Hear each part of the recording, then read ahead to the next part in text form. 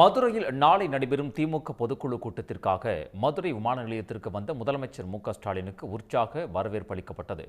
கூடுதல் விவரங்களை வழங்குவதற்காக இணைகிறார் செய்தியாளர் செல்வசரவணன். முதலமைச்சர் ஸ்டாலினுக்கு எந்த அளவிற்கு வரவேற்பு என்பது அளிக்கப்பட்டிருக்கிறது? அங்கு இருக்கக்கூடிய கள நிலவரம் என்ன?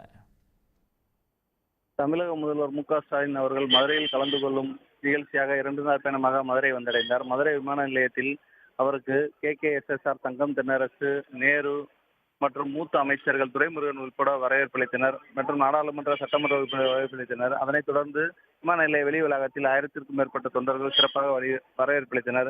அதனைத் தொடர்ந்து இன்று மாலை நடைபெறும் முத்து சிலை திறப்பு விழாவின் நிகழ்ச்சியில் பங்கு பெற மதுரையிலிருந்து 18 கிலோமீட்டர் தூரத்திற்கு சாலை ரோட் ஷோ நடைபெறுகிறது. அதில் கலந்து கொள்வதற்காக மதுரை மாநகர காவல் ஆணையர் தலைமையில் 2000 போலீசார் பாதுகாப்பு பணியில் ஈடுபடுகின்றனர். ஒரு 13 இடங்களில் முதல்வரை வரவேற்க தொண்டர்கள் ஏற்பாடு செய்யப்பட்டுள்ளனர்.